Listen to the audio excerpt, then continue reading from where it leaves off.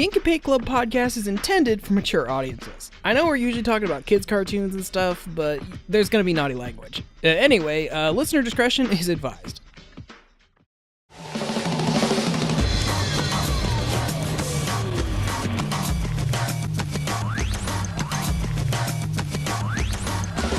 You're listening to the Ink and Paint Club podcast, your weekly home for animation reviews and discussions. Hello, everybody. Welcome to this week's Ink and Paint Club podcast. I'm your host, JD, and with me as usual is Kyle. It's me as usual. Usual. I like the usual. I like, routine in my life. Change is scary. Change is scary. So this week we're going to be talking about an old anime film because it's 15 years old this year. It's a movie that combines anime with the music of Daft Punk, and I'm sure if you've been on the internet for more than 5 minutes, I'm sure you've heard of Interstella 5555. Is that enough fives? Well, I think those 5 stand for S's and 4 or 5. Title. Because there's 4 band members. Well, yeah, but the S's stand for something in the title. The story of the secret star system. There you go, you did it, all by yourself. It's like I'm not looking at Wikipedia or anything. I know, right? Yeah. So yeah, this is kind of an interesting film because it's basically a one long music video for Daft Punk's Discovery album. Is it the entire album, or is it just... Yeah, it's the album played straight through. Oh shit. Which is why I thought it was funny. But it takes the music of their Discovery album and wraps it around this story about this race of blue aliens on a far distant planet, and there's a 4-piece band, and they're like the best singers on their planet, and they're abducted and taken to Earth to become Earth pop stars and brainwashed to do the bidding of an ancient wizard man. Just like in real life. I know. True to life. It happens more often than you can think. Yeah. So I mean, I like this movie partly because I really like that album. I feel like Daft Punk's Discovery, and then I feel like I probably said before, like Gorilla's Demon Days, like are albums that I think work perfectly if you just play it all the way through. Like I don't think I think it flows really well from one song to the other. Should they make a Demon Days movie? You know, Gorillaz has been trying to get an animated project off the ground for years. I'm waiting. I'm still waiting. But yeah, Kyle, are you any kind of fan of Daft Punk music? I liked them. I don't know. Liked past tense? I liked him, but I've heard him so much that it's just like, ugh, to me. Kind of over it? Yeah. The novelty is worn off. I feel you. And then Tron happened. Then Tron did happen, and that soundtrack kicked ass. That's Did. Like the one redeeming quality of Tron Legacy. Yeah. Well, there's the cartoon as well, but... Oh yeah, that show's awesome. We should talk about... I should get Casey on to talk about that show, because she also loves that show. Anyway.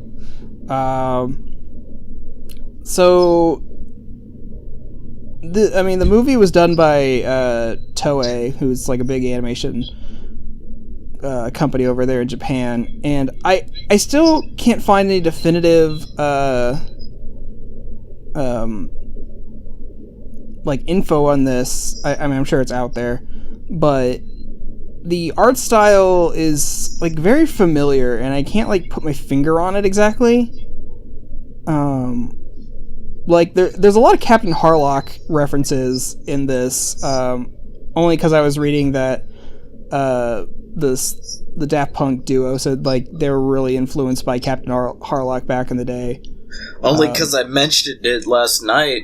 You did mention it because I had no idea, and then I was reading, and I'm like, oh, they said they were influenced by that. But like the art style, I feel like I've seen in like some other show. Like this is like a certain artist's style, and I don't know Probably whose thinking it of is. Cyborg. No, because Cyborg 009 was like way more like Astro Boy stylized. Boy. I don't know. But I don't know, Kyle, what do you think of like this kind of story where it's basically a long music video and there's like zero dialogue to the whole movie? I mean, it was fine. I think what ruined it, though, is they have no voices, and it tells the story fine, and then they have to put sound effects in it, and I feel it fucking ruins. Mm-hmm. Why have no voices and then fucking have car wrecks and shit like that? I think it kind of screws it up. Yeah, I can see that being a turnoff for a lot of people. I mean, I think it was an interesting choice to go with zero dialogue, and you just have to kind of pick up the story through context of what's going on. Like, I still don't really understand the whole plot with the wizard man. Like, I guess he's like, I mean, this is some bullshit anime stuff. He's like, so this evil wizard has been capturing aliens throughout history and bringing them back to Earth and disguising them as famous singers so he can get 5,555 golden records. And for some reason, if he does some kind of ritual, that makes him ruler of the universe. I mean, it's true to life as far as I'm concerned. I'm just saying, is like there's easier ways to get that much gold if he really needs it that bad. Yeah, but they have to be gold records, not just gold. But like gold records is like a Grammys thing. They were showing him like he had a kid back in like Beethoven time. I don't think you're getting gold records back then because records didn't exist yet. This is true. I think this plan is flawed. Maybe it was like those sonophones or whatever the fuck they were. Yeah, there you go. I mean, the animation in this is really well done. I think it kind of complements the music a lot, and it plays along with it. I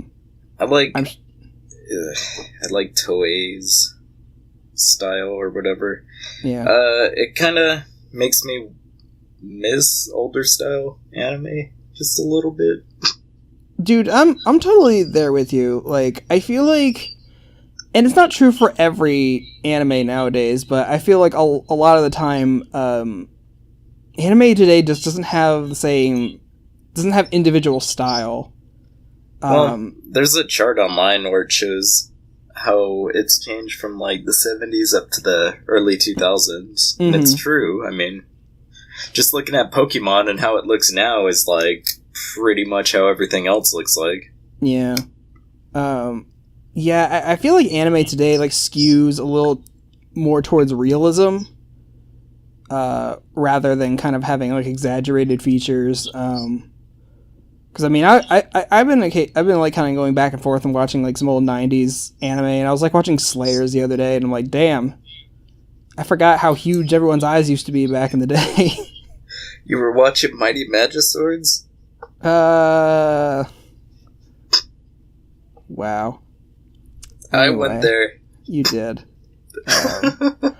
Yeah, I mean, this came out in 2003, so I mean that was kind of like on the border between like the big style shift.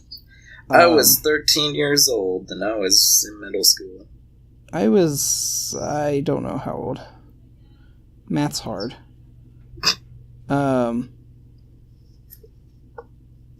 Yeah, I mean, I think in the context of this being a big Daft Punk music video, I think it's kind of fun. I'm not as bothered by the lack of dialogue because I think just getting to listen to the album all the way through with these kind of like weird visuals is, good enough on its own. It is a little difficult to follow the story at parts just because there is no dialogue. I mean, I don't have a problem with it either, but it's just, what is it? Because, I mean, I've read comics before. A lot of comics don't have dialogue and stuff, and it can still tell a story. Right. I don't have a problem with that, but I mean, people in the silent movie era got through it just fine. Yeah, but those had subtitles, asshole. Not all of them. Most of them. I don't know. Yeah. I didn't live through that time. Yeah. My only real problem with this movie is, like, the ending of it is where it's all revealed to be the dream of a child. Well, not really. It took place inside that record, as far as I'm concerned. It was a Men in Black thing, where the whole universe was inside the album of a Daft Punk record. Well, I took it as this kid who... I don't know what... Like I was saying last time we were watching this, I don't know what 8-year-old is, like, this obsessively into Daft Punk, where he's got posters and dolls and an actual record player where he just, like, chills out and listens to music and passes out to it. The thing was, he had a Daft Punk record on, and he was playing with the toys of the band, not with Daft Punk's toys. So those were two different things. This is Daft Punk merchandising, though. Well, in their world, whatever the fuck their band was called. It was the real world all along. Yeah. Yeah, but they had toys and posters of that band. Yeah. So who's to say what's real? I mean, Daft Punk shows up for a hot second in the movie and like in a crowd shot. Yeah. It was their Goofy Movie cameo. Mickey and Donald hanging out. Exactly. But yeah, I mean, I don't know what all there is to say about this. Like, it's an hour-long music video with no dialogue. I think the character designs are really cool. The animation's really well done. I mean, I love the album that it's based on. So if like of any Daft Punk album to make an animated music video movie to, I guess it'd be that one. Is there anything else you want to say, Kyle? I don't know. I liked it. I liked the little man. He was cool. He was my favorite. The little guy? The drummer? Yeah, with the Donkey Kong teeth. They don't do that anymore. They really don't. Let's bring it back. I'm bringing it back. Yeah, there you go. Well, I mean, that's all I've got to say on the matter, so... that's all I got, too, but shouldn't you mention that they also played this on maybe something called Toonami? I don't know. I guess so. Isn't that worth mentioning? I guess it is. Yeah, they played this on Toonami. Hold on, I'm looking up when this happened, because I wasn't...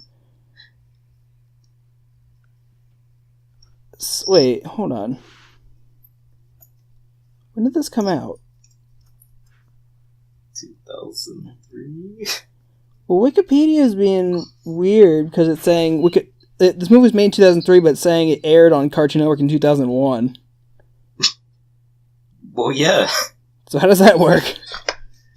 I believe it.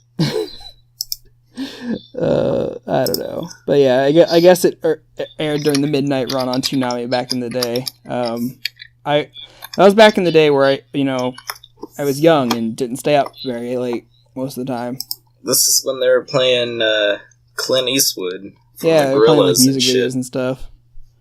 I do know that there's this website called Toonami Aftermath, which is just like they stream like old anime and stuff that used to be on Toonami and a whole bunch of other random stuff. But I think every Saturday night they stream this movie. Oh, jeez. Like, so if you really want to watch it, I mean, you can go watch it along with a bunch of other people every week. It's a weekly event. Yeah. I don't know. Like, it says it was released at Cannes, and that's a film festival. Yeah. Well, maybe it's been Maybe it's been out for a while and then it was released in theaters or something. Who knows? I don't know, because it's saying that it was released at Cannes in May of 2003 and then was released like worldwide later that month. So, I'm confused. I don't know. Who knows? It says the first 4 episodes of the film were shown on Cartoon Network on November 17th. Now, that's probably some dumbass that forgot to edit it. God damn it, Wikipedia editors. Get your shit together. Making me look like a fool. Yeah, that doesn't make much sense. I'm sure they meant 2003. Yeah. Because if it came out in May 2003, then that probably means they aired on Cartoon Network later that year. It came out retroactively. They got a sneak preview. Yeah, I believe it. Oh, Jesus. Well, I think that does it for Interstella. It's a good movie. If you haven't watched it before, I think it's at least worth a watch once. Especially if you like Daft Punk's music. The other weird thing, too, is this is 2003, and this is kind of the shift from digital to cell. Oh, yeah.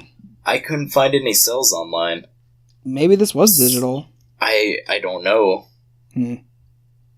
So that's kind of weird. I hope there's cells, because that would be fucking cool to own, but... That would be cool. Who knows? It had a budget of $4 million. Yeah. I mean, there you go. All Good night, guys. everybody. All right. Well, thanks everyone for listening to this review, and we'll catch you all next week. This scathing review. I wouldn't say it was scathing. Thank you for listening to this episode of the Ink and Paint Club podcast. Be sure to subscribe to the channel so you can catch a new episode every week. Also be sure to follow us on our Facebook and Twitter so you can keep up with the show. Links are in the description. We'll see you next week.